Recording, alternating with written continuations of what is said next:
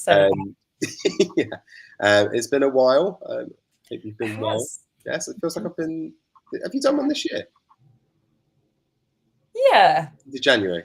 Yeah, surely. Okay. I don't. But it's April now. Yeah, it's been at least two or 3 months. Because, do you know what I was just thinking? I can't remember when I did one of these last in the daylight. Is what I was thinking on the way home. Actually, that's probably true as well because it feels weird. Have you had a good Q1? Is this what Q1 is? We're in Q2 now. Q2, okay. I'm not good with that lingo. But, Q1 was great. Q2 is hopefully going to be better. I don't know. I think it does feel weird doing this light. And what about you guys? How are all of you? I can see you all chatting away in the comments. I expect Andy will tell us the running order when he comes on screen, says Malcolm.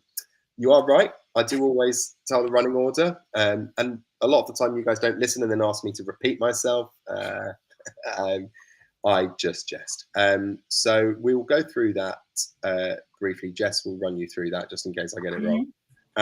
But welcome everybody to another Pour and Sip Thursday. Welcome back all our friendly and old faces, not old as in age-wise, but old as in old friends like Steve Coleman Williams and Malcolm Tucker. You're all here. David Woolcock, welcome back. Peter Gilmore, welcome back. Everyone's very excited about this tasting. It looks like Malcolm Tucker might also have a slight ailment as well. He has a cough. Malcolm Tucker's got a cough. Yeah, I've got a stinking cold, and honestly, like it's awful because it's one of the worst cases of man flu I've ever had. So it's not bad for your wife. Yeah, exactly. My palate is a little bit limited right now, but everybody is commented. There's loads of comments of you guys in the comment section. But anyway, Jess, tell everybody the running order. Right, drum roll, please. So, first up, I'll be chatting through the Circumstance Single Grain with the founder Liam, and then Andy will be chatting through Angel's Envy with brand ambassador Sophia, and then we'll go through our sort of quickfire drams with Aberfeldy and Dalwhinnie before we taste very peaty Ledaig with the whiskey specialist Dani, and that will be me. Yes. Taking you through that. Nearly lost the other one, but we're back. Yes. Did you all get that, everybody? Right, because we're not. Circumstance, Angel's Envy, the two drams which we don't have a guest for, but you can taste if you want, and then we'll finish with the Ledaig. Yes, that sounds like a good plan. Greg Buick saying, "Evening, everyone. Good to see you in the daylight." Yes. Malcolm Tucker, Andy, can't be that bad. You are upright. I am upright, but I would definitely prefer to be lying down. Only for you all. Only for everyone on here. Otherwise, I would absolutely be on that sofa right now. For sure. Right. I think that's enough of us. And as we always say for any newbies here, and this is your first tasting with us on Pour and Sip, please get involved, get your comments in, your tasting notes in, your questions in.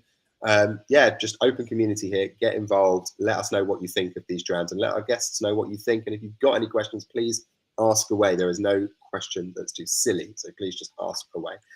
Claire M, excited to try another selection of amazing whiskies, including one from here in Bristol. Ooh, is that a local one then? Peter Gilmore, got it and lined up and ready. Right, you're all ready. Let's go. I'm going to invite Liam onto the screen. Hello. Hi. How have we got some Bristolians in the audience, have we? Yeah, apparently so. Oh, sorry, I think that was my audio. Right. Sorry, my audio went janky there, but I'm back. Yes, it looks like we have at least one person tuning in from Bristol this evening. Is that where I assume you're also in Bristol right now? I'm also in Bristol, yeah. And our distillery is in Bristol. Amazing. Whereabouts? For those who know. If you know Bristol, it's in the Whitehall area. I did go to uni there, but I haven't been back in a while. It's one of those areas that not many people know. And I grew up in Bristol, and until we moved the distillery there, I didn't really know it. So it's just kind of off the M32, which most people know. So it's really central, just off the M32. Amazing. Before we get into all of the whiskey chat, it would be amazing to hear like your story, because obviously you co-founded Circumstance Distillery, but yeah, when did the story start? How did it happen?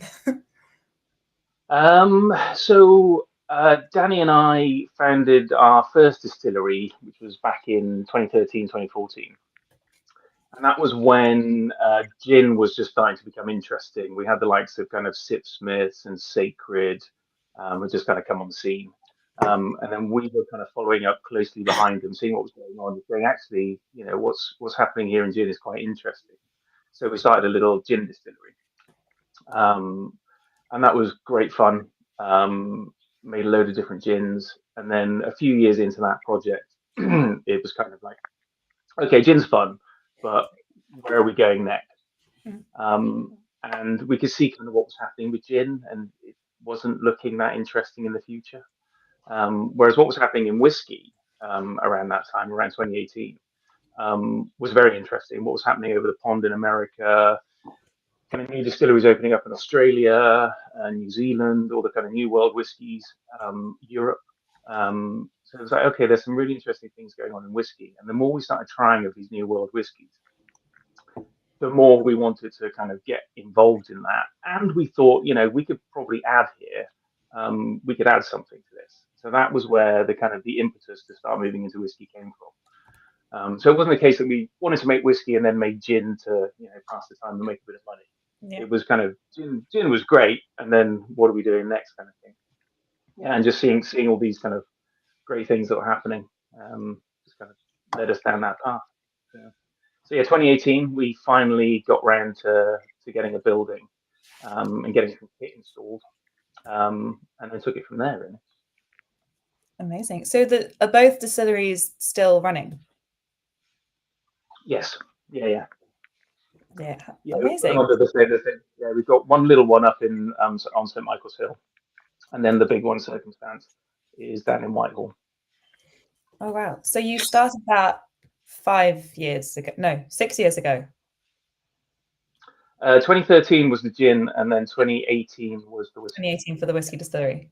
So then I guess you had to wait a while for it to come of age. Yeah, so it took us.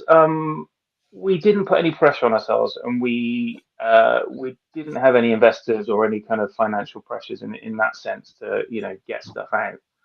So we took our time working out what we were doing, learning from everybody else around us, trying lots of different things, and then started kind of pushing ahead with production.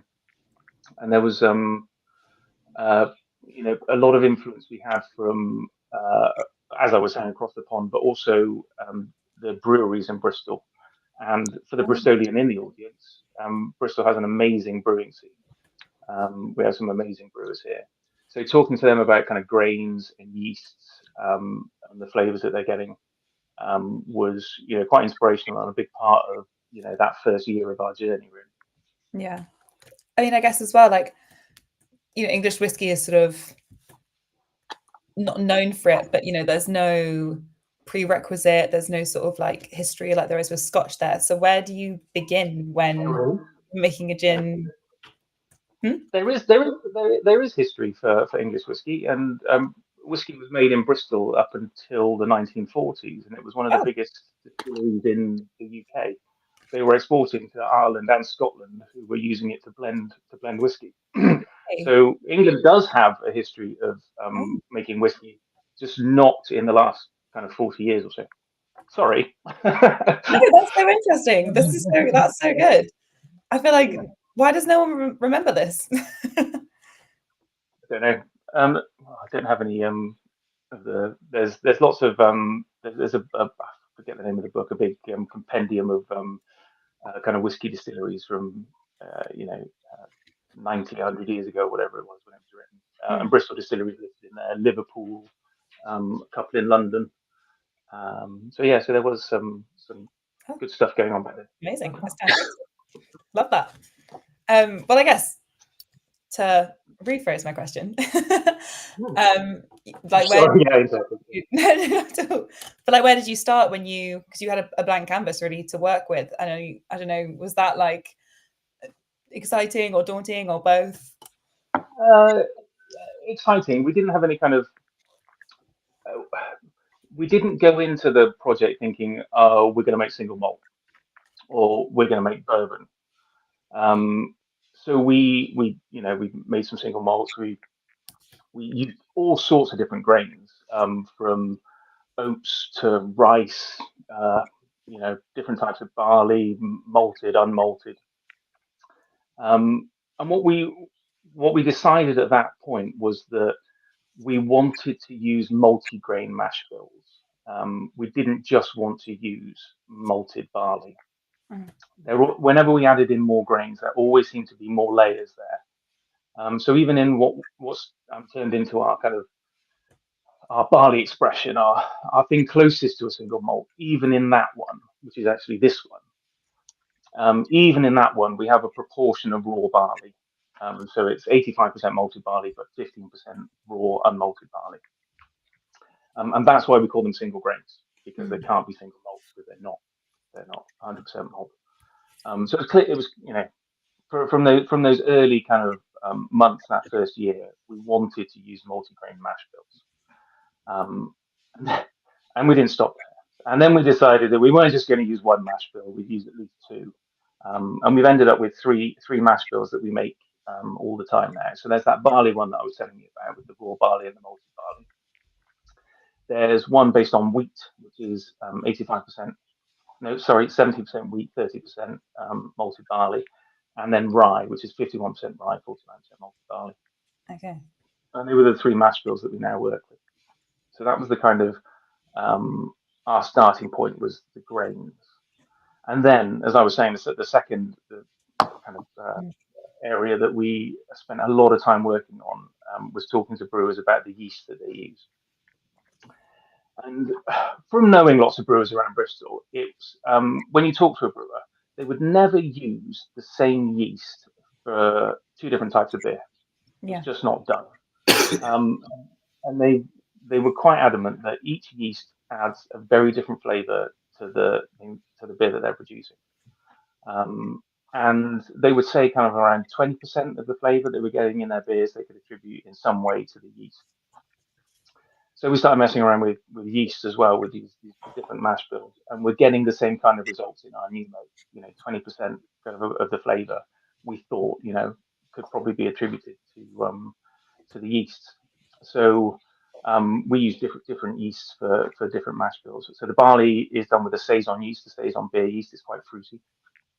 The mead yeast that we use for the rye is much earthier, and the Bavarian, again, is quite tropical, which goes with the wheat.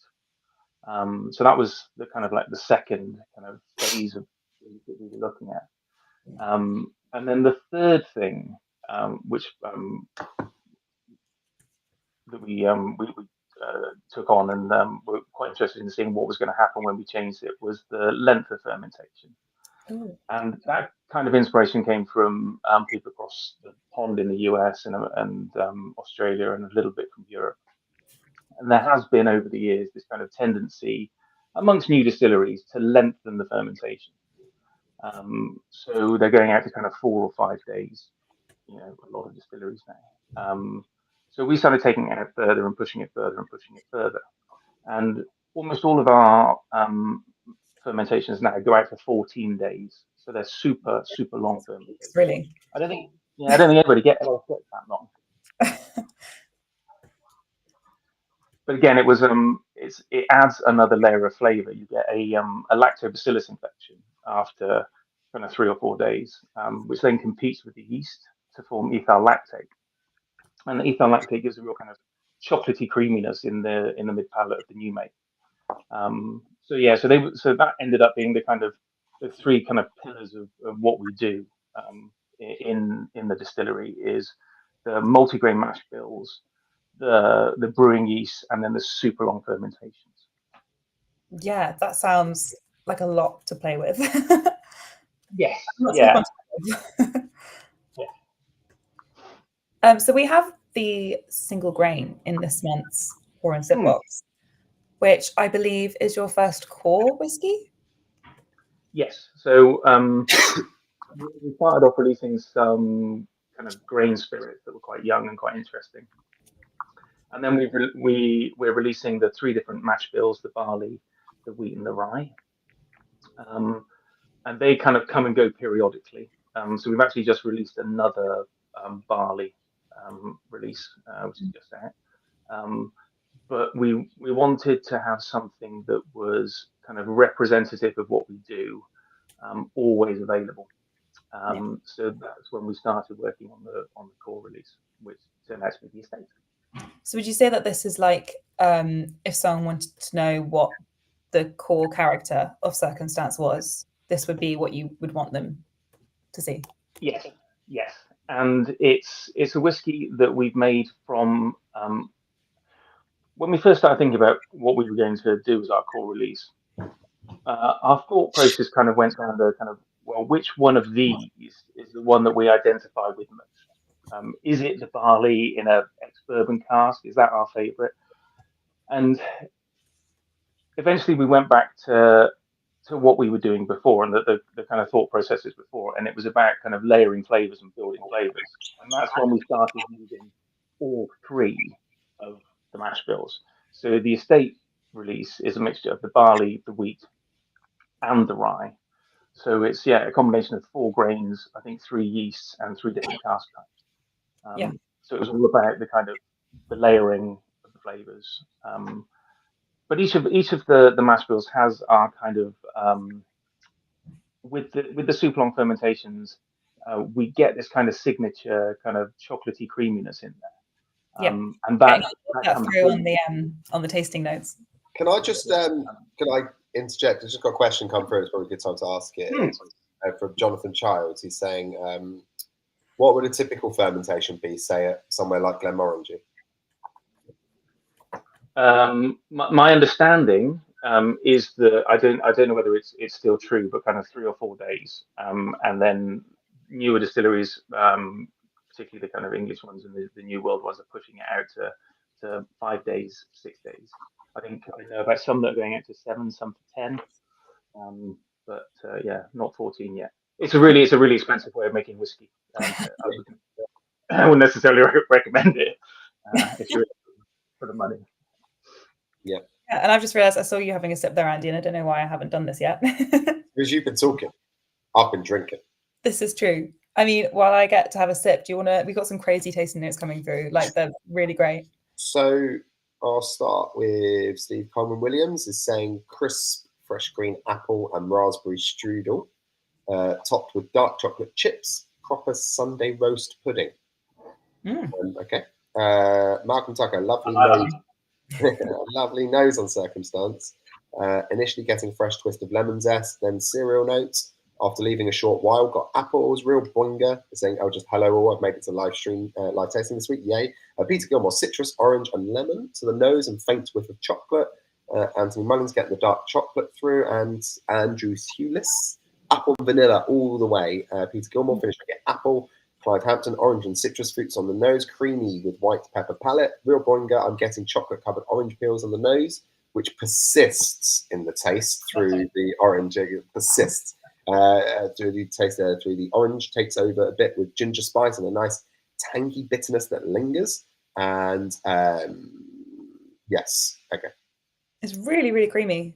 And then lastly, it's a message from Jake. Andy, you can mute yourself to cough or sneeze, you know? So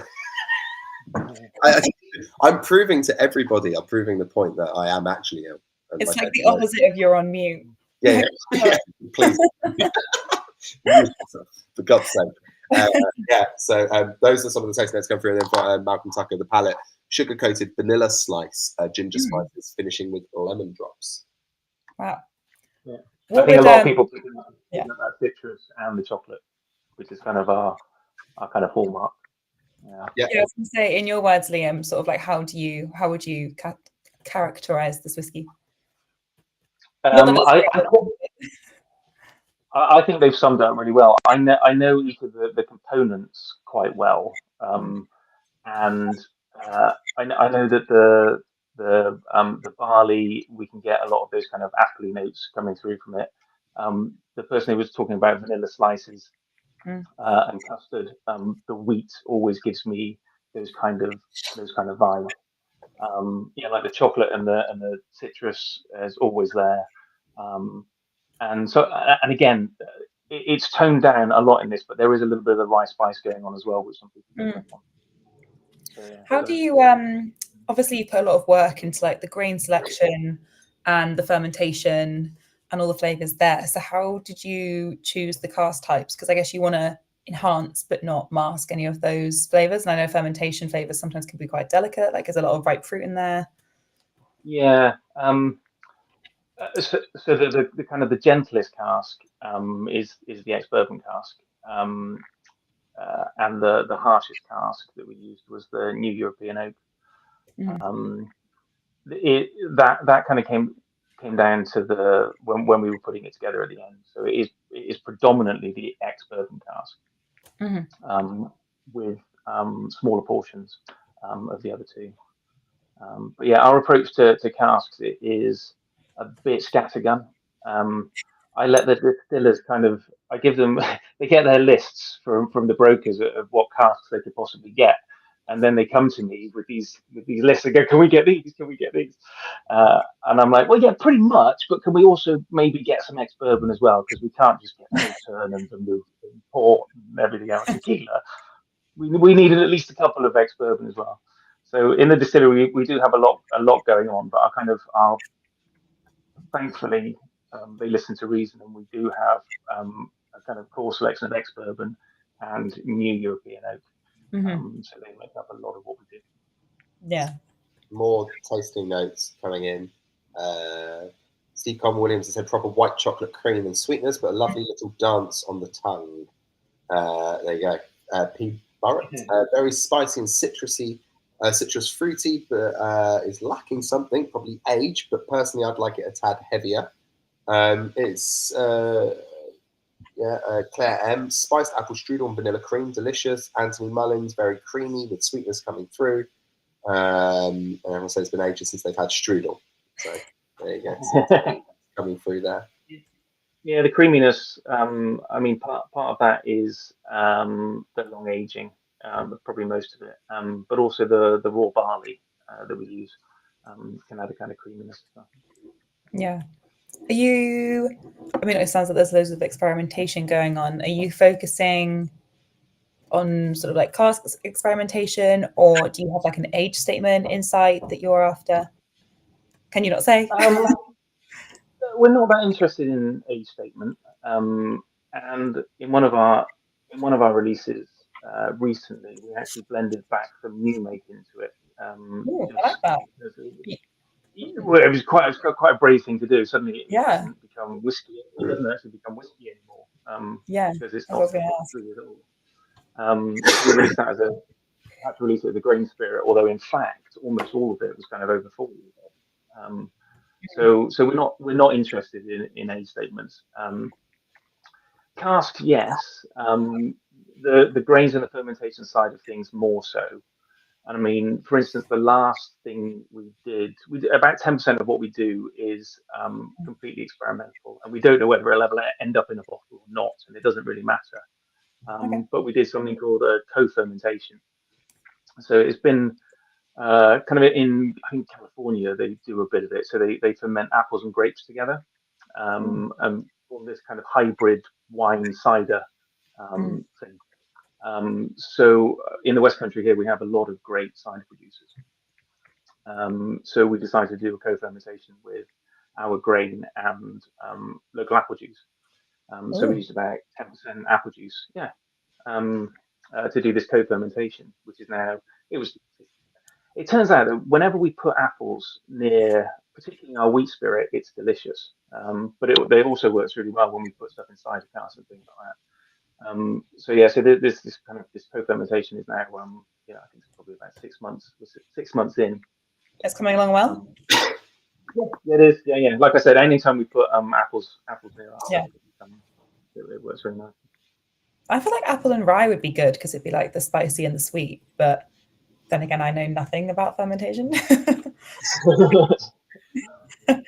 going off my gut. I mean, I don't know whether we've got any rye in cider casks. We might have. We when we take stuff out of cask, we often give it to some of the local cider makers to age cider in, and then take it back so that we can put the whiskey back in it. Can you find out if that cider has been aged in a circumstance cask, or would you never know? Yeah, we don't know. Yeah. I'd go Maybe I'll find get it. some. Maybe I'll say, save us a couple of bottles. Yeah. We also have Jonathan Childs asking how many bottles you get from each 14-day fermented batch. Sort of, I guess it's like a comparison of sort of outturn. How much are we producing? Yeah, so I don't know if you measure in sort of like fermentation batches, but well, I can do it that way. So each fermentation is just over 1,000 liters, and we will get, when we distill that, around 70 liters of pure alcohol off that. wow. So it takes, no, I think it And then will it be gets more actually. No, it is liters of pure alcohol, because then we dilute that down to 62.8%, which is very specific, which is our casting strength. And then it takes about 2 still runs to fill 3 casks. So we leave a fair bit of headroom in the casks for the maturation. If that answers the question. I think so. Yeah, that's so interesting. And then, yeah, you were just saying how it's not a cost-effective way to do whiskey, but it's certainly delicious. Yes, yeah. There's lots of things that that we did. Like all of our grains are organic, which are about, and we're organically certified. But all of our research from now on, actually, including the last one, will be labelled as organic. But the grains are, at least twice as expensive as non-organic grains. So all the grains in the estate are organic, but because some of the casks were laid down before we got our certification, we haven't labelled it. It may switch in the future, but yeah. Well, it definitely works. That was so delicious, and I feel like we've got everyone's palate like ready to go with the desserts and the cream and the white chocolate. I loved that. It's wonderful. Yeah, I love a single. I love lovely, creamy, beautiful stuff. That's going up there with my hedonism compass box bottle. That's giving me a similar kind of vibe. That one.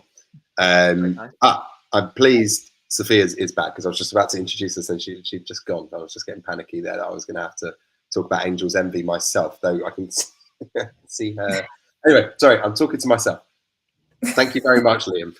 You've been absolutely amazing. It was a wonderful dram to talk us through, and a great way to start the evening, and hope to see you at the end of the show. Yes. Cheers. Thank you. That's a great way to start. Yum. I am, yes, thank you. Yes, Dani, it's absolutely amazing, that bottle. I always go on about hedonism. Have we had Compass Box hedonism on here before? I don't know if we had hedonism. We have had Compass Box. Yeah, we have had Compass Box. We should get hedonism. Anyway, what was I going to say? I'm very sorry if my coughing is upsetting anybody. I seem to be too late by the time I've remembered that I'm going to cough, and then I can't press your life. Just really apologise to everybody. But anyway, so that was a great way to start, and I'm going to invite Sophia onto the screen, and we're going to be talking about all things Angel's Envy. Hello. Hello, you okay? Yeah, good. Sorry for panicking you. My internet is horrific. Yeah, you've been dipping in and out. Where are you? So I live in Crystal Palace, and I had the fiber guy come in and try and figure it out. But apparently I'm at a sweet spot between 2 fiber lines, which is really horrific. Like, there's no connection and there's nothing I can do about it. So okay, that's me. Yeah, I'm sorry. That's okay.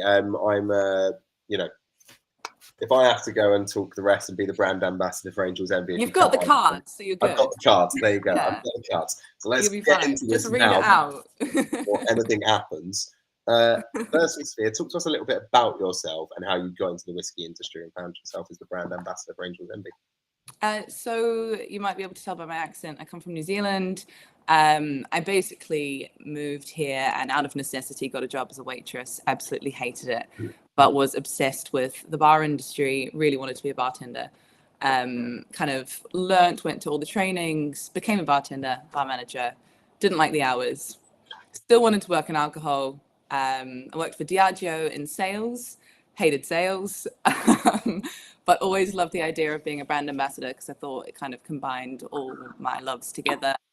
And I've been with Angel's Envy for 2 years now. Absolutely love it. I've just come back from a trip to Kentucky, so I'm very inspired and very happy. Okay, so we can talk a little bit about Angel's Envy for those who don't know. Can you just give us a little bit the startup, because it's mildly recent for a bourbon distillery there. So talk to us about how it came about, who set it up, a little bit of history. Yeah, sure. So it's a finished bourbon. Angel's Envy is a portfolio of finished whiskies. So you get finishing all the time in the Scotch category, right? But it's unfamiliar to bourbon. So finishing is aging something twice. So aging it first in the barrel that it should be aged in by the law that dictates that category, and aging it in something else. Relatively unheard of for the bourbon industry. And our founder, Lincoln Henderson, who worked for Brown-Forman for 40 years, he created Gentleman Jack Daniel's Single Barrel, Woodford Reserve. Always loved experimentation, always loved tinkering, loved what the Scotch industry was doing, but wasn't really allowed to because of the parameters of American whiskey and the laws. So on retirement, he came out of retirement and created Angel's Envy with his son, Wes. Sorry. No, go for it. You carry on. I was just going to tell you about the name. So we all probably know what Angel's share is, right? Yeah. So it's when you lose a certain percentage of the spirit due to aging. So when Lincoln Henderson, the guy who created Angel's Envy, tried it for the first time, he said that the angels would be envious because we get to drink this. It's delicious. And they get their 5% share. That's quite sweet, really. Endearing. I also saw something else endearing about him. And I don't know if you can go further on this, about why it says 10 out of 10 on all the corks. Oh, yeah. I found that quite endearing as well. I've got a bottle in front of me, but yeah, there you go. Here's one I made earlier. Yeah. So on the inside, the corks all say 10-10. This is because we like to joke that it means it's 10 out of 10. But that's not the true story. The true story is it was supposed to be released in October 2010, but it wasn't quite perfect. It wasn't quite finished. They didn't want to release something that they didn't truly believe was perfect quality, so they didn't. They held off until April 2011, but they kept all the corks. One, because they were a small brand, and it cost money to make corks, and now we just produce 10-10 on all the corks because it's a fun story. I think that's quite cool. Why do you think so? It's the unique thing about Angel's Envy is the fact that it was in cask finishing. Why was that so rare in bourbon? Is it just something? It was a legislation thing. It was something that just literally had never been done because no one really wanted to mess too much with what's quite a traditional product. Yeah, 100% legislation. Maybe a bit of both, but legislation's the big one. So in order for a bourbon to be called a bourbon, it needs to be aged in brand new charred white American oak barrels. So you need a brand new barrel every single time you're aging the spirit. And if you don't use a brand new barrel, it's not a bourbon. There are other laws within bourbon as well, that it needs to be at least 51% corn, that it needs to be made in America, certain percentages going into the barrel. So how we get away with this is that it's a bourbon. It's a Kentucky straight bourbon whiskey that has been finished in port barrels. We can't just call it a bourbon because it's not. It goes that extra step. And if it were to just be aged in port barrels, it wouldn't be a bourbon at all. How long is the finish? Can you say? The finish is 4 to 6 months in ruby port barrels. Okay. And what other barrels are there in the core range? Because everything's kind of a finish, isn't it? Has had a finish. So the only whiskey in the UK, as I said, is the bourbon finished in port barrels, but the other The other whiskey that they sell regularly alongside the bourbon in the US is a rye finished in Caribbean rum casks. So that's a 7-year-old rye finished in 12 months in Caribbean rum casks, which is a very, very cool rye. When are we going to see that? Yeah, that's a question for my boss. But we do. So the point of Angel's Envy is we do limited edition releases every year. So we've done bourbon finished in Oloroso casks. We've done bourbon finished in tawny port casks. We've done a rye finished in ice cider casks. I know that Liam before was talking about ice cider. No, just regular cider. But yeah, rye and an ice cider finish is very, very cool. But these are the kinds of things that you need to like line up outside the distillery and get. Which I'll encourage you to do because it's a great place. Sometime soon. What was the general reaction like though in America and like in Kentucky in particular? Was it controversial to do this?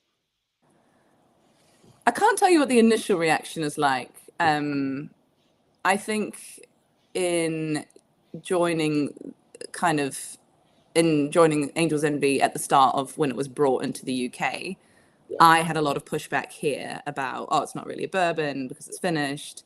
But I think we're kind of overcoming that through education. Like a part of my job, well, the majority of my job is to educate people on what it is and why we do what we do.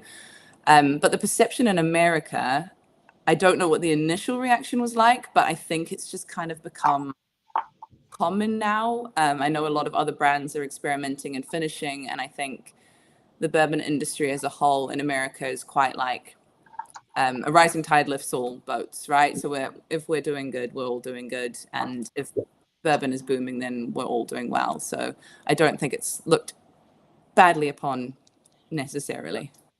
Okay, so let's talk about the dram in particular. So this has been finished in ruby port. So what kind is ruby port, right? You're saying? Yes, ruby port, yeah. What kinds of flavors should those impart on a bourbon and this particular Kentucky bourbon? What kind of notes are we looking for? Yeah, so you're going to get the obvious kind of red berries, dried fruits, which you'd get from a port. And then from the bourbon, you're going to get those caramels, those nutty flavors like banana bread, maple syrup.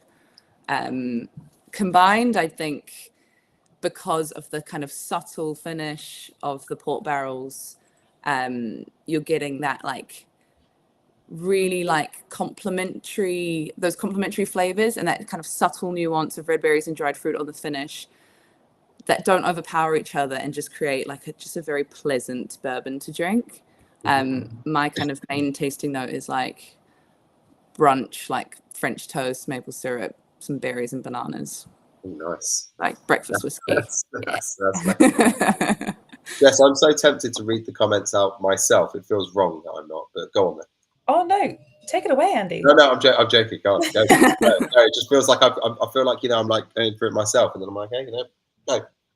They're lyrical. Do you like Steve Cromwell Williams saying that we have had hedonism? And Malcolm Yeah, Tucker in August 2021, that memory is amazing. One of the things I love about you pour and sippers, especially ones who've been with us from the start, you remember everything. I think one of you has a chart or something like that. Yeah, I need that chart. Yeah, I need that chart because every time I say on these tastes, I'm like, have we had that before on pour and sip? I need to read the chart before each one, so I'm up to date with the past. The answer is usually yes, but like I forget. I mean, August 21, if you remember, that's nearly 3 years ago. Very good stuff. Anyway, that's why I love it. But yeah, I mean, to me, I get like full like Bakewell tart. Like it's so frangipane for me on the end. David Woolcock is getting plum duff and custard with spicy notes. I don't know what plum duff is, but it sounds nice. Bakery great. Bakery. I don't know what it is. I didn't know it was a thing. But yeah, plums definitely. Well, my limited 80% blocked nose is definitely managing to pick out plums. The plums are fighting through. Yeah. We've got Malcolm Tucker with initial licorice and aniseed, then red fruit, oak, and a hint of almonds. Yeah, it's all like aniseed and almonds and like that. Yum. Yeah. What is licorice imps? Oh, licorice imps. Yeah.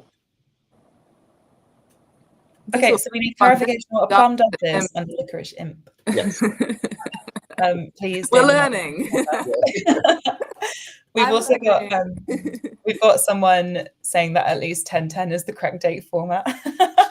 Yeah, finally. Exactly. Really In like- all ways. that was Alex Battersby, so thank you Oh, for that. actually, yeah, you're right. Yeah.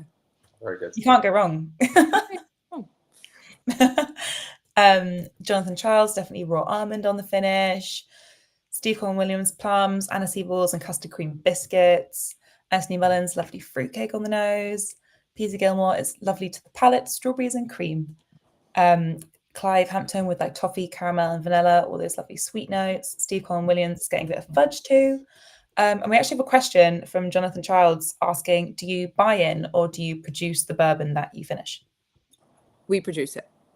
So there's Angel's Envy Distillery. Yes, yeah. I was going to say, our unfinished bourbon is called like Louisville Distilling Company because it's not, and unless it's Angel's Envy, unless it's finished, it's not Angel's Envy. But that's just anyway. We have a distillery called Angel's Envy Distillery. It's in Louisville, Kentucky. It's on the main street, so 500 Main Street, downtown. It's nicknamed Whiskey Row. Very, very cool if you're a whiskey or bourbon enthusiast. It's the largest fully functioning distillery on the row, and it's very beautiful. Oh, wow. So you were just there. Do you go out often? Sorry, Andy, I'm hijacking your questions. That's right.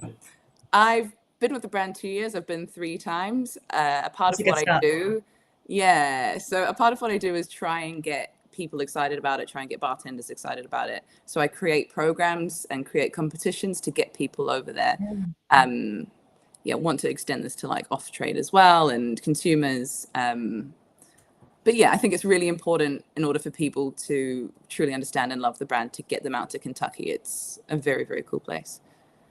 Yeah, it's a shame it's just so far away. But you do have a concert tonight. We've got Steve Corn Williams saying, I actually quite like this, but I'm surprised bourbons don't really work for me generally. So oh, nice one. Yes, the second best way is to get it in their glass in front of them on a Thursday night.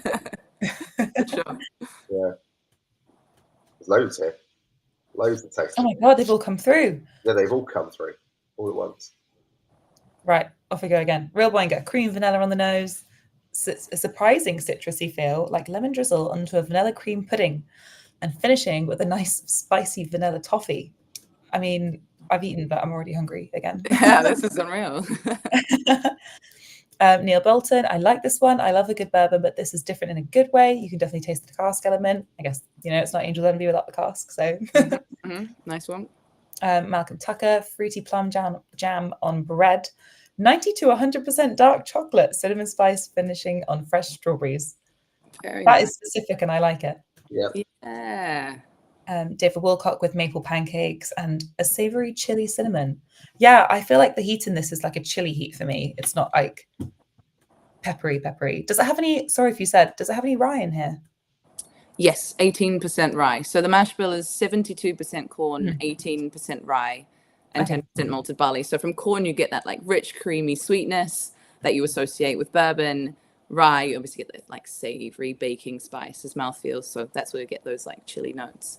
And then malted barley for the like soft like chocolatey notes. And also because bourbon uses brand new charred oak barrels, it's going to hit that char straight away. So you get a kind of a lot of, I guess, maybe spiciness from that as well. Do Angel's Envy tend to work with the same mash bill for most of their products, or do they change it up? In the bourbon is the same mash bill. The rye is 95 rye, 5 malted barley. Okay. But yeah, it'll be all of the bourbon releases we do is exactly the same mash bill. Yeah.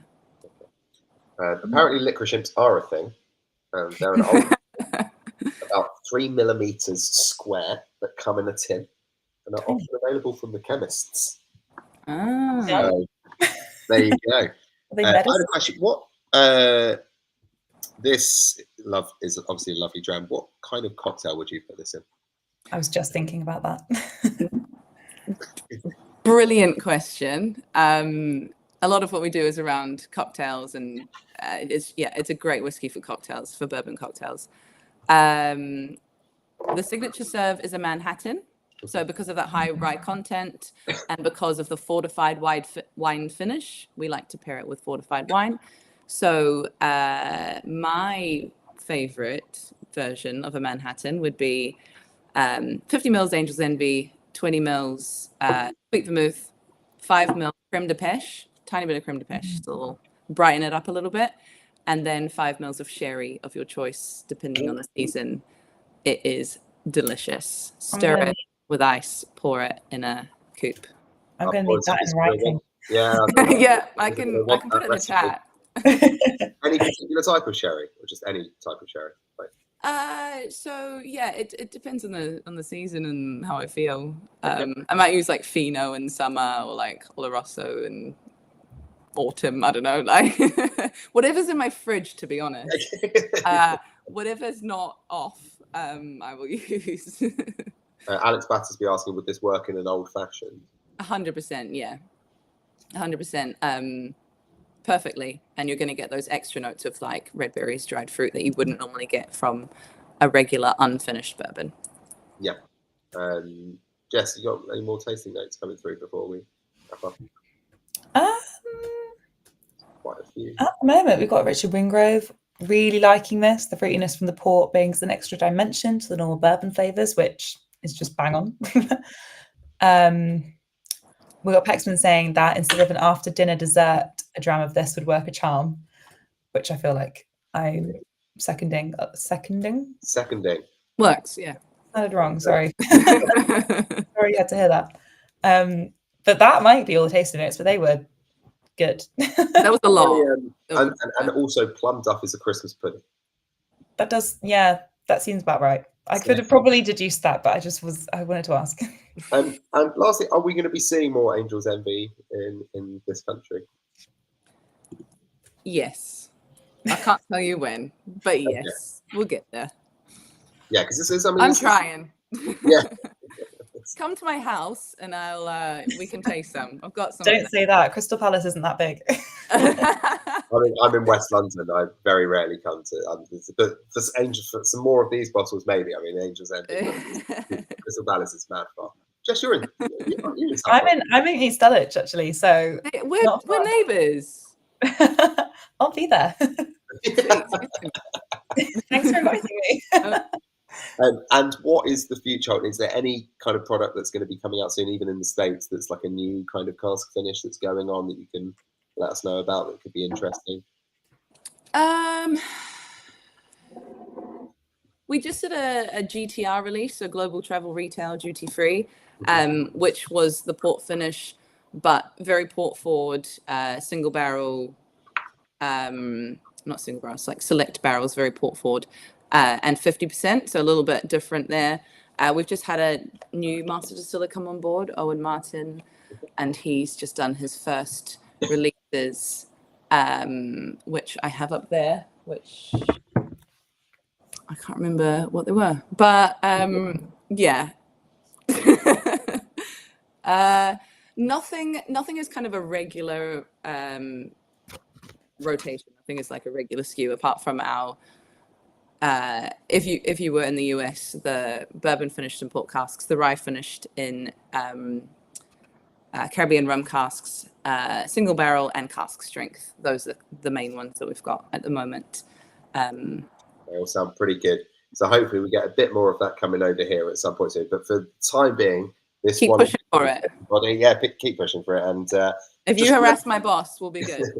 Just remember, you can get these at a pretty good price on the Pour and Sip store. So if you head to the Pour and Sip store, you'll be able to utilize your members discount to get one of these drams. Sophia, thank you so much for coming on and chatting all things Angel's Envy with us. It's been a pleasure having you, and I'm very pleased your Wi-Fi connection held up there till the end. Go Crystal Palace. Go Crystal Palace. And we'll hopefully see you at the end. Cheers. All right, cheers, guys. Bye-bye. Right, my taste buds are coming back. I think whiskey's just... I was going to say, that man's yeah, it's just whiskey's just opening it up. It's just a couple of no reason in the corner. Yeah. Malcolm Tucker saying he thinks his bank account is going to take another hit this morning. Pexman saying lovely looking bottle. That Angel's Envy bottle is a lovely looking bottle. I have to say it's very unique. Malcolm Tucker, this is the third bourbon I've enjoyed after Four Roses and Never Say Die. Because bourbon is good. Yeah, bourbon's great. Well, have we had Four Roses? We've never done Four Roses, have we? Again, please don't test me on this. Yeah. I've always said we should do it. Have we done a bourbon box? No, we haven't. But we've had sort of like bourbon themed, like American boxes in July. I think it's truly celebrated. That would be divisive. I think it's truly celebrated. I think it'd be a good thing to do. Pour and Sippers, let us know what you think. I'm putting it out there. Everyone else wants to say God no, but yeah. Anyway, right. So now we're going to talk a little bit about the two quick jams. Now, it's worth noting that these both have nice age statements on them. They're both 15 years old. Not to be rushed, even though we are giving them a little less time today as we don't have a guest for them. As we don't have a guest, me and Jess are going to give a really brief rundown about these jams, but you don't have to rush them now. You can drink them afterwards at your own leisure. Jake is saying that we did Four Roses single barrel 100 proof nice in the day. So there you go. And Malcolm Tucker, Four Roses was February 2022. Fountain of knowledge. Fountain of knowledge. Absolutely. Well done, Malcolm Tucker. So, Jess, talk us about the Dalwhinnie. Yes. So, Dalwhinnie is one of Diageo's 6 classic malts. And it's actually it's at 15 years old, but it's actually the entry level offering to Dalwhinnie. So you can't get one younger than this from the distillery. And that is because it's a worm tub whiskey, which usually worm tubs are characterized by these like meaty and sulfurous flavors, but Dalwhinnie is actually very lovely and light and sweet and sort of honeyed. And that's why it needs that time in the cask, is to sort of mellow out those more punchy flavors that you get from the worm tub condensers. And Dalwhinnie is actually the coldest distillery in Scotland. So again, that's probably another reason it needs so long, is because colder the climate. What a title, the coldest distillery in Scotland. Average temperature is 6 degrees. So that's like the year-round average. Okay. Cold. So yes, I think that as well, another reason why it would need 15 years to become an entry-level offering is because that is some very slow maturation. But it's absolutely delicious. The 15-year-old is full of like tinned fruit, like tinned pear, that sort of syrupy sweetness you get from it. A lot of honeyed notes are always there in Dalwhinnie whiskey, and sort of like very gentle spices underneath. So yeah, definitely, I think this would be another one that would be quite good, probably as like instead of a dessert, sort of like a little dessert of a scotch. So yes, that was a quick fire sum up of Dalwhinnie 15-year-old, but please don't feel like you need to rush it when you're drinking. Quick fire. Pexman just said, we like bourbon, a dedicated monthly box would be awesome. You're rushing way ahead. A monthly bourbon box. I was just saying maybe once we could do like a bourbon box, but now you Pour and Sippers want a monthly one. There you go. Yeah, and the other jam we're going to be tasting is the Aberfeldy. But this is another one talking about finishes. We've had finishes for near on everything tonight, no? Yeah, you're right. Just not the... Well, no, I guess the circumstances matured in 3 different kinds of casks. So there's... Everything except for that, it's been some form of finish, I suppose. 3 finishes. Yeah, there you go. So this is a finished box. But this one was finished in 6 months in a Cadillac white wine casks, which have been sourced from a sustainable 40-acre estate, which is in the heart of... I'm going to do French now, everybody, so mind it. Entre-deux-Mers, Gironde, which is just south of Bordeaux. And this is a region which produces really sweet wines, and they're steeped in a beautiful aromatic character. It's thanks to its favourable oceanic climate, it's lime-rich, gravelly soils, and a sunny south-facing aspect and a steep slopes. As a finish, you would expect this being a very sweet wine to complement the house character of Aberfeldy, which has also got quite a sweet honeyed and aromatic style, and also boasts very long fermentation periods. Fun fact, Aberfeldy, due to its water source, the Pittilly Burn, contains small deposits of alluvial gold, which are still mined today. So Aberfeldy is known as the Golden Dram. And yeah, I think we'll be expecting notes of peach, creamy toffee notes and nectarines and orange peel and stuff like that. But I'm going to wait until my nose is feeling a bit better as well to be tasting this one. Yeah, if we're going to save 2 grams, those are pretty nice ones to have in your. Exactly. Anthony Mullins is saying, I would welcome a bourbon box to try. Would like to try them. I don't really think bourbon is particularly divisive in any way. I just think a lot of times people just haven't really tried it. Like, that's what I mean, yeah. It's not like, I get it when we've discussed like doing an Isla box, for example, like peaty whiskey can be quite divisive. And you really do sometimes either like it or not. But bourbon's just got so much, I cannot believe somebody who likes whiskey would not like a bourbon. I agree. But, I think they might not like a bourbon. Yeah, exactly. I'd struggle. And Steve Conway is, I'll concede a bourbon month. I like trying, just not my favourite. Exactly. It's try. If we can have you just need to get it through their post box and then all is well. Yeah, exactly. A Six Nations. Mine are Scotland's with a lot of Scotland one. Yeah. Well, there you go. Okay. Cool. My throat is going. I'm just hearing my voice sounding huskier and huskier. Lucky for you, we've got the Ledaig coming up, and this will be right out. I'm knocked out. So we're going to invite Dani onto the screen. Hi, Dani. Hello. Hi, good evening. I'm glad you're feeling better and ready for the heaviest dram of the evening. Oh, yes. Oh, yes. Wait, it's in my glass already. Mine too. Actually, I've poured this about an hour ago. It needs to breathe a bit. Oh, okay. I should have done mine. That's subjective. It's subjective anyway. Well, welcome. Thank you for waiting. No worries. It's fine. I've been busy enjoying the other beautiful drums meanwhile, so we love to see it. Yeah, I mean, as always, I would love to hear I'd love to hear your story before we get into all of the whiskey and the tasting notes and the technical stuff. Yes, where are you coming to us from today? I should have asked. Well, probably felt got quite strong Italian accent, even if I've tried to work that a bit. But so yeah, that's what I born. My career within the drink industry started when I was 18 here in London. Been working in a few bars in Central. The last bar I worked was a private members club. Let's not say the name. Let's say I realized that it was time to move out of the bar industry because one night in that place, I made a very famous person you may know because he did a lot of movies based on pirates in the Caribbean. Well, he fell asleep hearing me talking about fermentation. So that's when I realized maybe it's time to move and do something else. I started working for Whiskey Exchange. Worked there for a few years, and then I worked for a distributor of tequila before, and then it's now almost a couple of years I'm working for former Distel, now called CVH Spirits. So I'm work for the sales team, UK sales team. England is my account base. Amazing. My whiskey gig myself, I will do this because, as you probably felt already, I love whiskey. I think it's something special and magic, alchemistic about it. So, yeah, that's what we're here for. Yes, please. Cool. So you worked in a few different spirits, but now you've ended up in whiskey, which that's where my heart is. So yeah.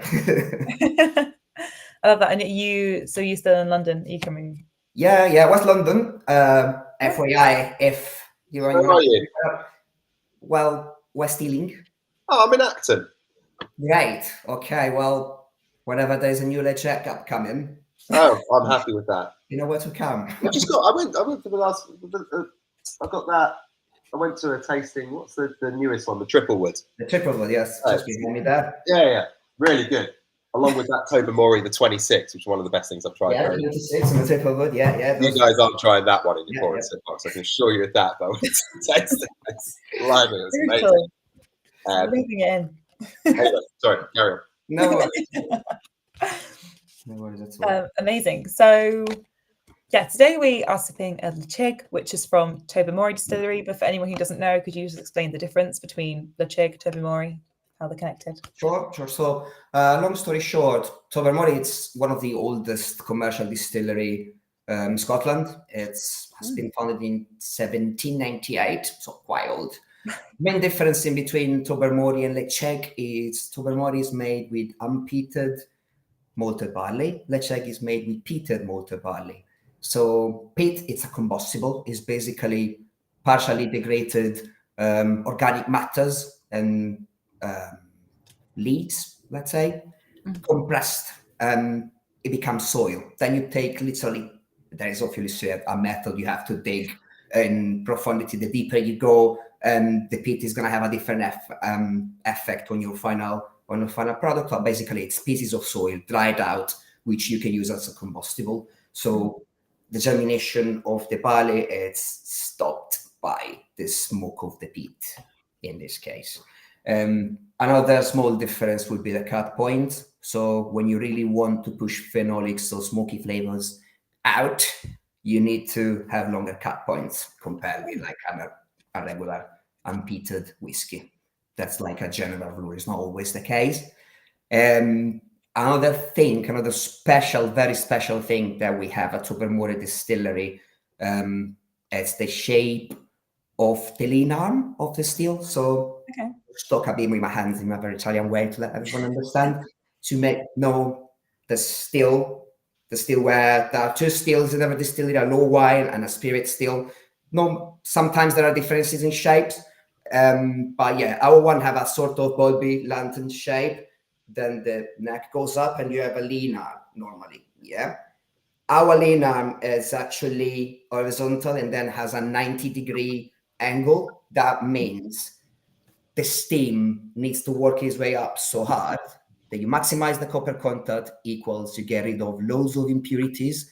And that's the way we obtain a very light and floral new make, which transfers into very delicate and tropical Tobermory or the lovely Ledaig that we're trying today.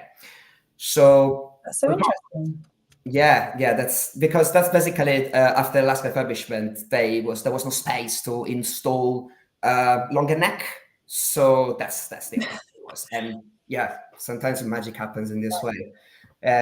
Most line arms would be like this, and yours is like that. Yeah, it's let's say horizontal, and then it's connected to the condenser with an angle, a 90-degree angle. It's literally like that, and up. So imagine how hard the steam needs to work its way up. That's a good thing. Yeah.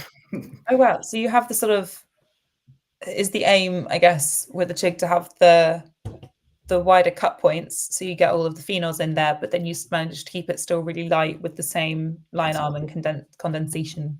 Exactly. Yeah, exactly. Yeah. With the line arm in that way, you can actually cut a lot of impurities, but then anyway, the phenols that come through the way, you don't really get the phenols out through the condenser. The phenols attach to the barley through the malting. So they come through distillation, keeping the cutting point longer. You're just going to have the much more oily, slightly heavier malt, and then the phenols are more alive. When producing two on the same distillery, so unpeated and unpeated, what's the kind of split in terms of a year? So it used to be half and half. We're moving to 80-20, 80% Ledaig, 20% Tobermory. Ledaig is always going to be young and smoky and rich. Tobermory, we find that works better with longer aging, so that's the way the trajectory is moving. And if you're going to do, so you've gone from doing a whole run of your Ledaig and then you're going to go to Tobermory, how much cleaning needs to be done?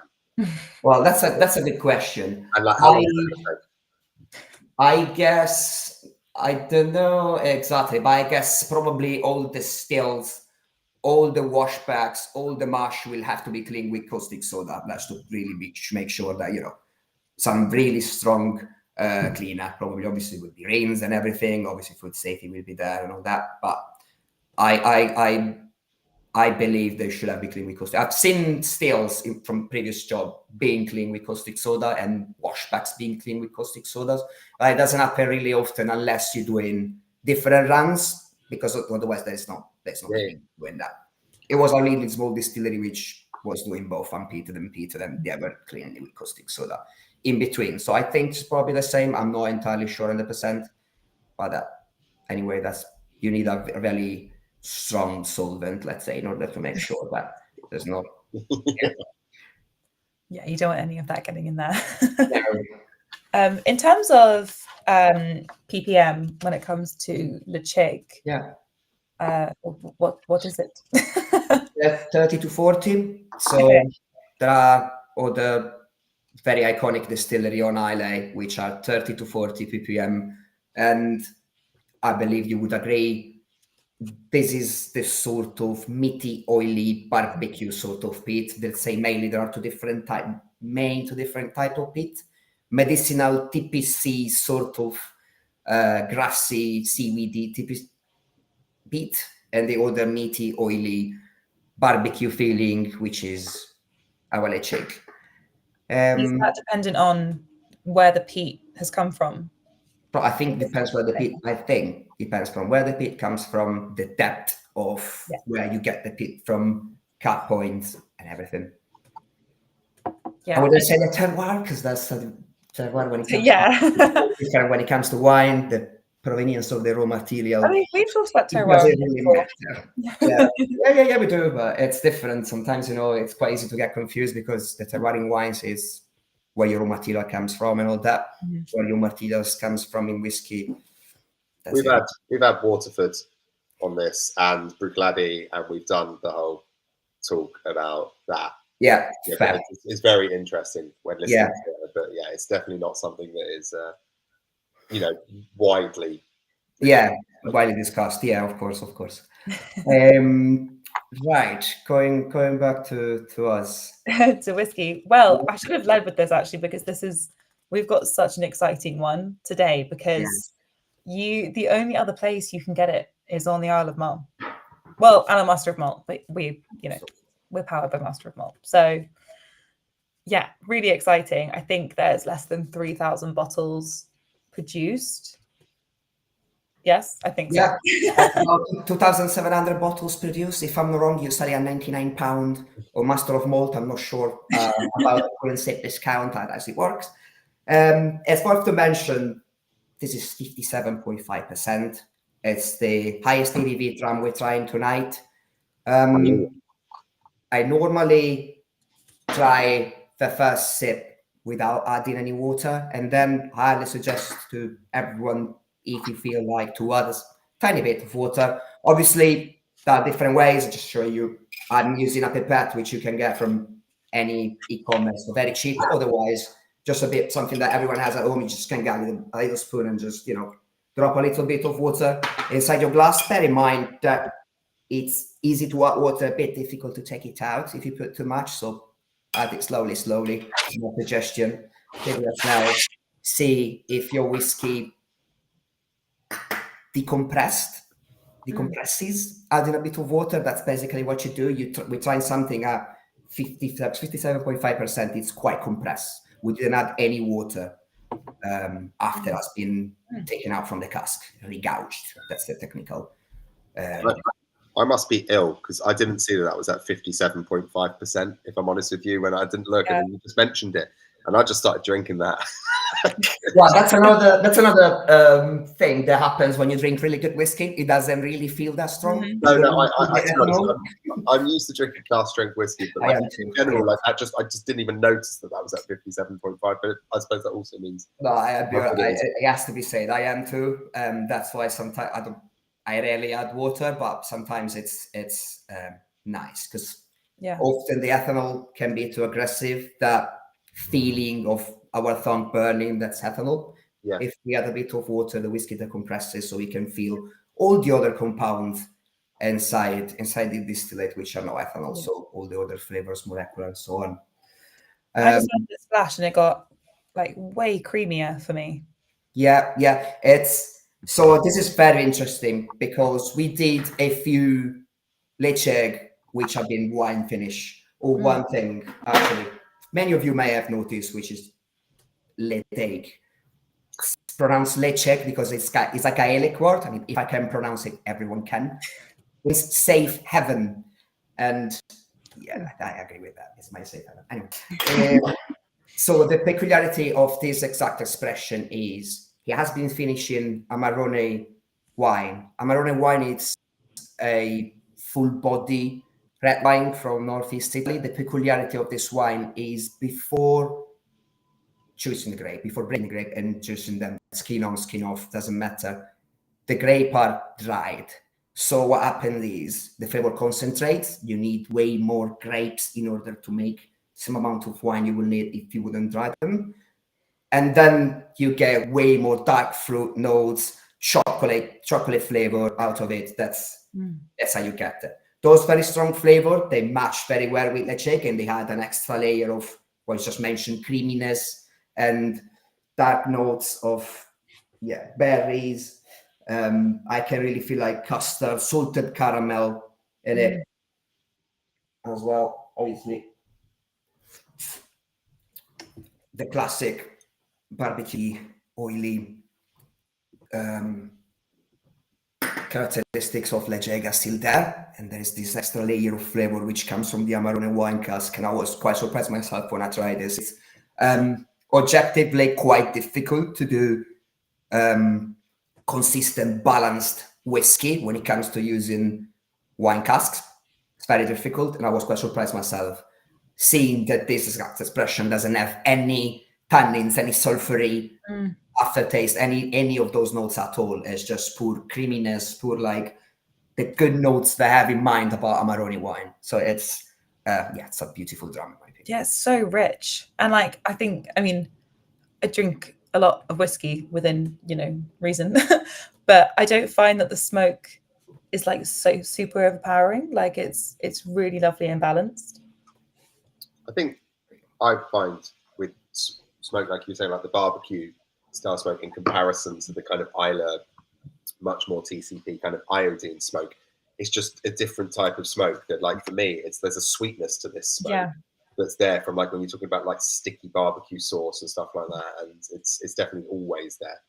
For me, I'm going to read out a lot of these notes that are coming through. So Anthony Mullin saying lots of smoke on the nose. Steve Cumberland Williams, my wife has just choked on the smoke. He must not like his wife, and she just choked. That's why whiskey, it's such a nice industry to work with. It's a good whiskey for everyone. It's so various. There's so many different tastes, and we cannot like everything. No, absolutely. We with whiskey wants. We want to make you choke. Malcolm Tucker, nose on the Ledaig doesn't disappoint. Smoked meat and honey glazed cashews. Absolutely, there's nuttiness there as well. Definitely honey glazed. Clive Hampton, a really lovely sweet smoky punch in the mouth. David Woolcock, smoke and iodine and a nice one on the nose. Steve Williams, this really reminds me of the military survival training in Sennybridge, and even warms your old cockles. See, that is about as niche and personal a tasting note as I've seen on pouring it. So well done. Brilliant work. Peter Gilmore, smoke finish and black pepper too. Malcolm Tucker, mint honey roasted cashews. I think that's what you said. Steve Conn Williams, fresh burning pine with warm cinnamon buns on the nose. Pexman, this is really nice, as Clive Hampton said, a PT punch in the mouth, perfect description. Real Boinga, Pete, I prefer PT, so I'm happy. It smells of something roasting with lemon, smoky vanilla lemon on the palate and a very peppery, smoky finish. And Steve Conn Williams, I like this one. I'm getting more soaked gammon. Yeah. And of course, definitely that smoked ham note. And I hate to say it, and I don't like saying it, but frazzles always get that in your chick. I always get that. But yeah, I'm sorry. It's not the nicest of tasting notes. And definitely don't think it's what everyone's going for. But who doesn't love frazzles? Anyway, that's it. I'm done. Those are the tasting notes. Yeah. There will be more. Yeah, more to come. I was intrigued, actually, Dani, why wine casks are so much more difficult to work with. You said they're like much harder for consistency. Just because they are different in the wine cask, they are less active, more active themselves. That's why it's more difficult. It's difficult that you, as a person that purchases casks for a big company, one parcel number one against parcel number two is going to be very different. That's why it's difficult. If you think about it, wines as well, they work a lot by vintages. 2020 is quite different from 2021, quite different from 2022. That transfers on the casks as well. So. Okay, yeah, that makes sense. Quite difficult to keep a wine cask finish in a core range. Very difficult. Yeah, well, I guess that's why there's only a few thousand bottles of this one around. Yeah. We often see Amarone finishes. Say again, sorry? Do we often see Amarone finishes? Yeah. I think Aaron have one. Yeah, I was thinking about that. That one is lovely. Yeah, it's in their core range. They do. Yeah, it's really nice. I think if there's any others that I can think of. I think yeah, there's a few. Majority of them, yeah, they're small batches, limited editions for obvious reasons. But I think it's one of those wine casks that people likes to work with a lot within the whiskey industry, because it's a strong flavor, works very well with this sort of product such peated whiskey, and it's a bit different from other red wines such Bordeaux or Rioja. It has a bit more that chocolatey compared with another Bordeaux, which is a bit fresher, a bit more tannic maybe compared to that. I don't know. Yeah, Malcolm Tucker's asking question: does the lower alcohol of wine also have an effect?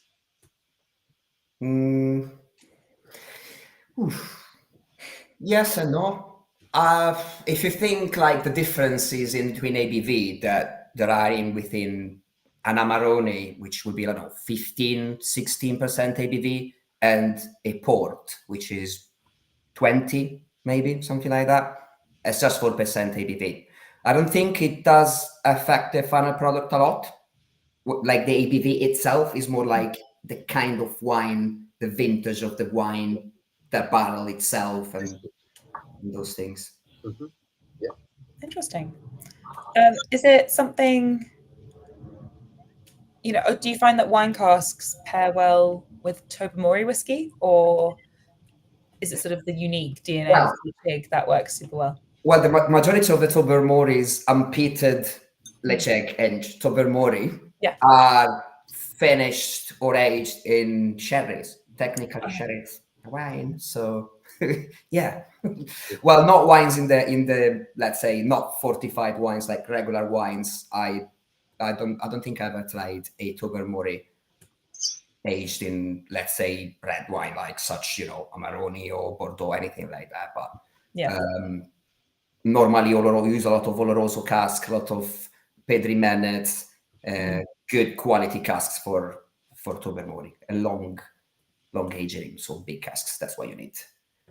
Second fields, that's what you need when you age your whiskies for long. For example, for younger products, you might 10, 12 years old, using a first fill bourbon because that's what you want. You have a lot of those sassy lactones coming from the American oak, which they're full of vanillin, which brings you vanilla flavor, and coconut flavors as well. When European oak has something which is called cis lactones in it, which is bringing more spices, drier flavors, which are typical of Spanish, European oak in general, Louisiana oak, French oak used for cognac production maybe.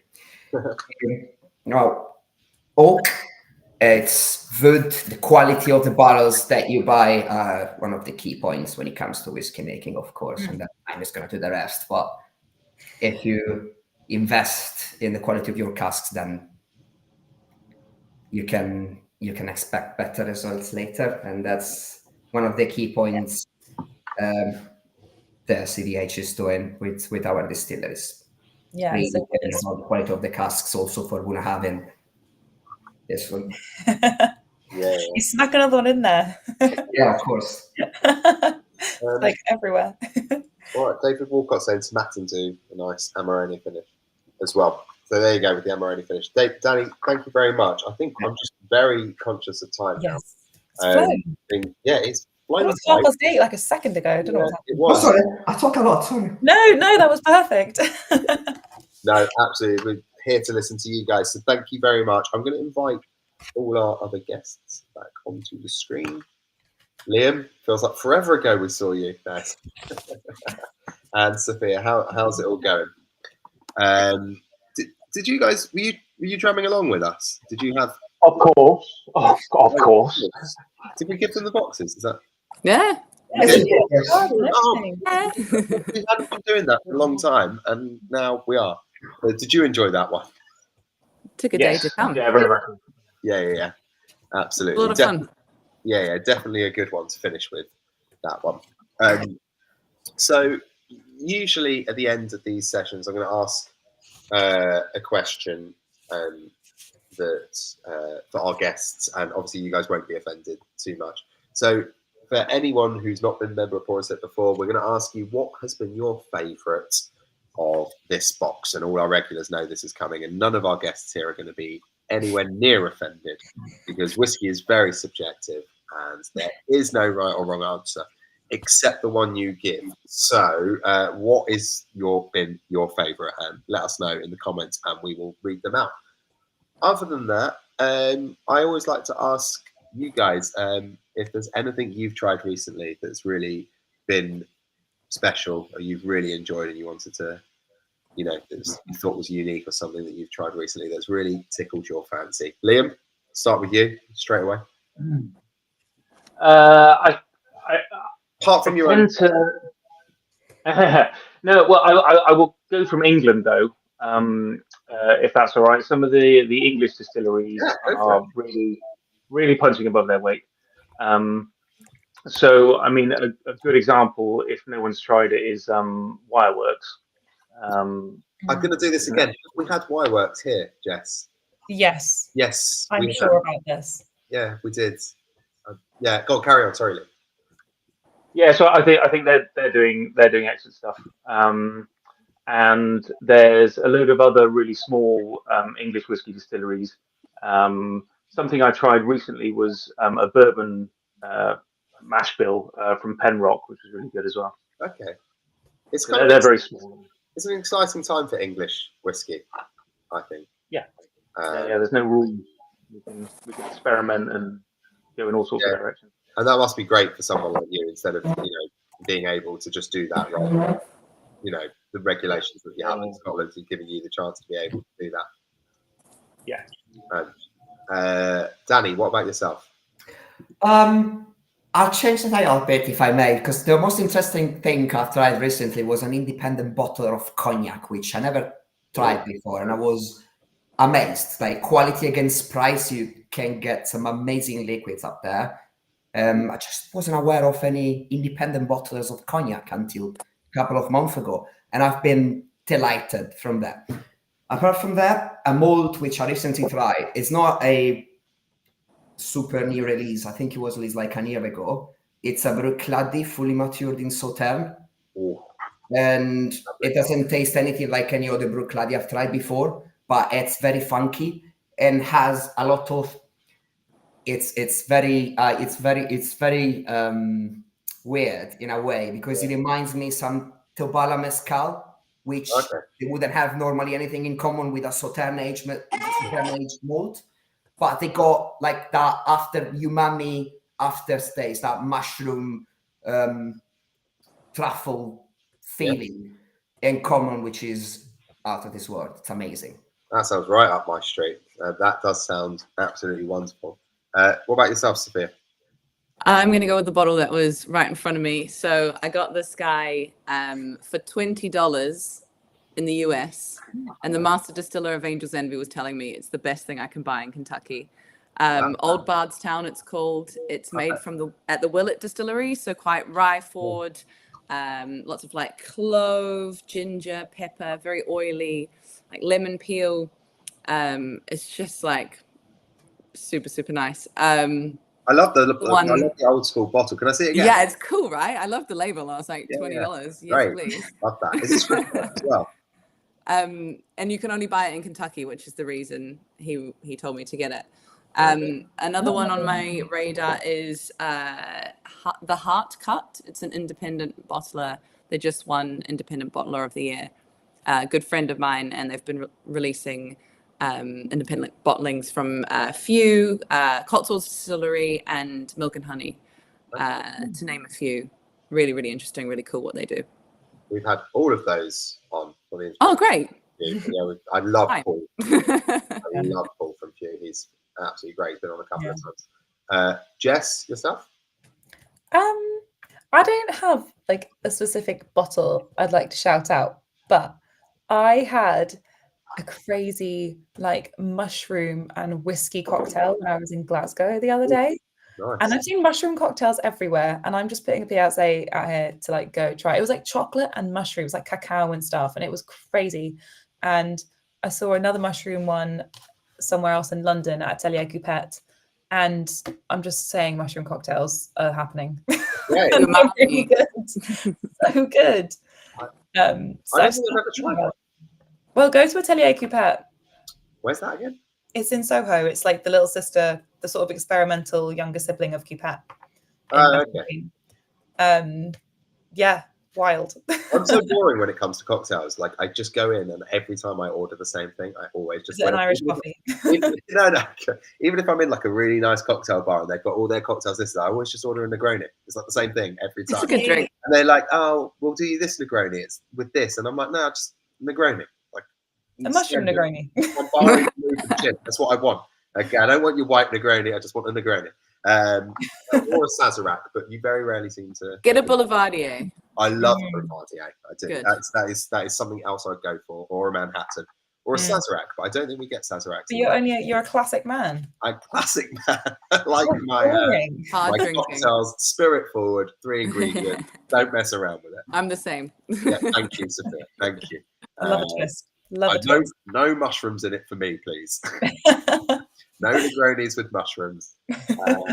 Yeah, actually, for me, that 26-year-old Tobermory was one of the best things I've tried recently. It's yeah. So I haven't distilled it, but thank you. Yeah. No, it's Julianne. You talked about one of the guests. Absolutely amazing. And completely, because I always go with something that's expensive, but on completely other side of the spectrum. You just reminded me because you held that old Bardstown. Something I think, and everyone's just going to laugh at me for saying this, but I think it's a wonderful, wonderful whiskey, and I always buy it, is Mellow Corn. And I don't care what anybody says, Mellow Corn rocks. Yeah, it rolls. Buy it for 20 quid on Amazon, and it absolutely rocks. It is got the screw top. I love it. It's proper old school Americana, and it still rocks. And it's pure 100% corn. It was something like $15 when I was there, and I was like, was it? I buy lots. I absolutely love that stuff, and I just always get a bottle, and it's just my easy sipper. Yeah. Anyway, I think we'll start with this long list of. Oh yeah, it's time. Okay, it's time. Votes are in. Hexman is saying number 1, Angel's Envy, then the Ledaig, and then Circumstance. Greg Buick, Angel's Envy for me, but they were all genuinely delicious. Neil Bolton thought it would be Angel's Envy, but the Ledaig may have just nudged it. David, Angel's Envy is the best. Then the Dalwhinnie, Angel's Envy will be in my basket tonight. Can't believe I'm saying a bourbon, says Anthony Mullins, but Angel's Envy takes it this month. Steve Williams is saying we've had Wireworks 100%. There you go. No one. Someone did say the date. I can't look that far up. I've lost it. Richard Wingrove, Angel's Envy for me this time. Clive Hampton, Ledaig for me. It's a real banger. David, Wireworks, Alter Ego, October 2023. There you go. That was actually quite recent then. Quite recent. That is how much I forget about you guys that come on this show. Real Boinger, I love the Ledaig peatiness, but the light delicateness of the Circumstance puts them both at the head of this week's choice. Malcolm Tucker, Ledaig, as I love Pete. Enjoyed both Angel's Envy and Circumstance and opened my eyes and taste buds to explore more bourbon and single grain. Also enjoyed the Dalwhinnie and Aberfeldy. Pexman, great box as always. And Jake is telling me to let you all know that Mellow Corn is available at Master of Malt for £30, whereas it's £35 on Amazon. So, guys, on my recommendation, go get Mellow Corn. Forget everything you've tried today. Go get Mellow Corn. Yeah. Absolutely joking. It's been wonderful drams, and you can get any of these drams that we tried tonight on our Pour and Sip shop at your members discount. So please get there as quick as possible. While I remember, for your calendars, the next tasting is the 9th of May. Because I always forget that part. Yes, and might be an all bourbon box this time. Who knows? It's not. We know, Andy. We know. Spoiler alert, it's not. But thank you to all our guests. Liam, you've been great. Sophia's been great. Dani, it's been absolutely great. Hope to have you all on again. Sometimes talking about any new products that you might have would be wonderful. So just for we now, love a return guest. Yes, we love a return guest. And all 3 of you have been Pour and Sip first timers. So absolutely love to have you back at some point in the future. So for now, cheers, and Cheers. we will see you all on as our guests rush to look and see if they have a glass to. Yeah, there you go. I think I washed my. Cheers, everybody, and we'll see you on Thursday, the 9th of May.